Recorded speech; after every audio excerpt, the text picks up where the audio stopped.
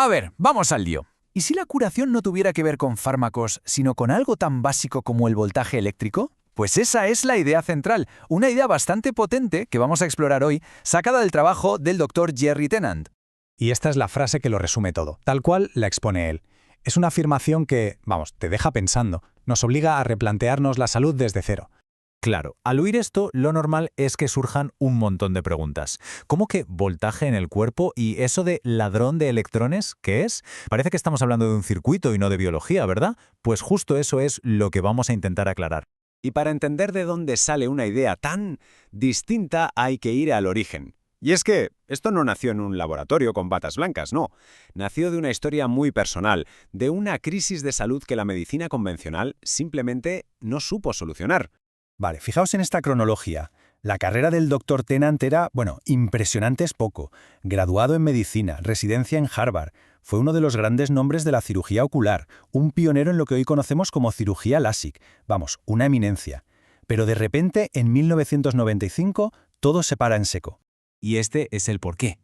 En medio de todo ese trabajo puntero, se expuso a unos virus que le provocaron encefalitis. Y la cosa fue tan seria que de un día para otro no era capaz ni de recordar cómo se escribía una receta.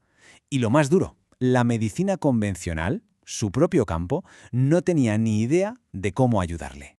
Pasó casi 7 años enfermo, y en ese tiempo empezó a fijarse en detalles curiosos, como esto que cuenta de sus perros. Dice que uno se le ponía en la cabeza y el otro junto al bazo. Era como si supieran exactamente dónde estaba el problema, donde, como él diría después, su voltaje estaba por los suelos. Esta fue una de las primeras pistas que le hizo pensar de otra manera. Y esa búsqueda desesperada por encontrar una cura para sí mismo le llevó a su gran momento eureka. Encontró una conexión que lo cambiaba todo, la relación directísima entre el pH del cuerpo y el voltaje eléctrico. Y aquí está el giro de guión. A todos nos han enseñado que el pH mide si algo es ácido o alcalino. Punto. Pero, ¿y si no fuera solo eso? ¿Y si esa escala que conocemos fuera en realidad otra forma de medir el voltaje eléctrico? Esta tabla, sacada de su libro, lo deja clarísimo. Fijaos, un pH de 7, que es el neutro, equivale a 0 milivoltios. Ahora, si el pH es ácido, o sea, por debajo de 7, el voltaje se vuelve positivo. Y si es alcalino, por encima de 7, el voltaje es negativo. De repente, todo eso que se oye de alcalinizar el cuerpo cobra un sentido completamente nuevo, un sentido eléctrico. Entonces, la cosa se divide en dos bandos, muy claros. Por un lado está el ladrón de electrones. Es un estado ácido, con voltaje positivo, lo que conocemos como un radical libre.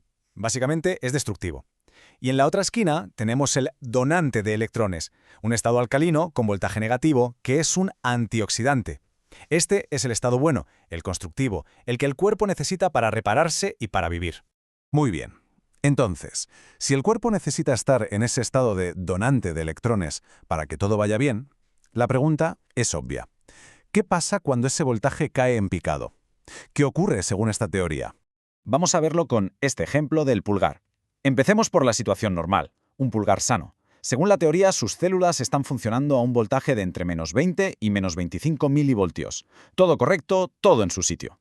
Ahora, imaginemos que alguien se da un martillazo en ese pulgar. ¡Ay! Para curarse, para crear células nuevas y reparar el estropicio, el cuerpo tiene que meterle más chicha, más potencia. Necesita subir el voltaje hasta los menos 50 milivoltios. Esa subida de tensión es literalmente la energía que se usa para reconstruir. Pero, ¿qué ocurre si no hay batería suficiente? Si el voltaje se agota a mitad de la obra, pues la reparación se para. El cuerpo se queda bloqueado en ese estado de bajo voltaje, sin poder terminar el trabajo. Y esto, para Tennant, es exactamente lo que es una enfermedad crónica. Este gráfico es un resumen perfecto de toda la idea. Fijaos en la relación directa entre el voltaje y el estado de salud. A menos 50 milivoltios se crean células nuevas, hay curación. A menos 25 estamos en un estado normal y sano. Pero a medida que el voltaje va bajando, aparecen el cansancio, la enfermedad, y si la cosa se pone fea y la polaridad se invierte hasta llegar a un voltaje positivo de más 30 milivoltios, la teoría lo relaciona directamente con el cáncer. En resumen, tener el voltaje bajo es como un efecto dominó de problemas. Los órganos no tienen gasolina para funcionar bien. Los residuos tóxicos se empiezan a acumular porque no hay fuerza para eliminarlos. El oxígeno en las células baja y, claro, el metabolismo se vuelve súper ineficiente. Y un detalle muy curioso, Esto puede hacer que microbios que estaban ahí, dormiditos, se despierten y empiecen a liarla. Vale, todo esto está muy bien, pero vamos a lo práctico. Si el voltaje es tan importante, ¿de dónde lo sacamos? ¿Y cómo lo perdemos? Vamos a ver por qué se dice que el cuerpo es en esencia una batería que hay que ir recargando. Pues según esta teoría, la forma de recargarnos es de lo más natural y sencilla. Cosas como caminar descalzos por la tierra, que nos permite absorber electrones, o comer alimentos crudos sin procesar, que están llenos de energía. El propio ejercicio físico genera electricidad en los músculos, incluso algo tan simple como tocar a otra persona, a una mascota o a un árbol, ¿nos recarga? Y claro, está la otra cara de la moneda. ¿Cómo perdemos voltaje? Y aquí es donde el estilo de vida moderno se lleva la palma. La comida procesada, el agua clorada, las bebidas con cafeína, hasta el aire en movimiento de un ventilador o el estrés. Todo esto, según se explica, actúa como un ladrón de energía. Nos va vaciando la batería que necesitamos para estar sanos. Vamos a hacer un poco más de zoom en esta analogía.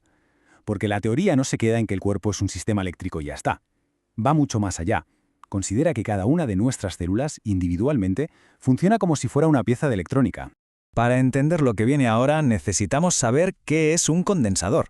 Es muy fácil. Un condensador es básicamente un componente que almacena energía. Y lo importante es su estructura. Son dos capas conductoras separadas por una capa aislante en medio. Nada más. Dos conductores y un aislante. Y ahora miremos este esquema de una membrana celular. ¿Qué vemos? Pues justo eso, dos capas de fosfolípidos que conducen la electricidad, separadas por un espacio que aísla. Dos conductores y un aislante. Es la misma estructura. Según esta teoría, la membrana de nuestras células es, ni más ni menos, que un condensador biológico. Es como la pequeña pila recargable de cada célula. Así que, para terminar, todo este análisis del trabajo del Dr. Tennant nos deja con una pregunta final. Y es una pregunta potente. Si damos por buena la premisa de que el cuerpo es en el fondo un sistema eléctrico, ¿qué implicaciones tiene eso? ¿Cómo cambia nuestra forma de ver la enfermedad y, más importante aún, la salud? Es desde luego un enfoque que le da una vuelta de tuerca a todo lo que solemos escuchar.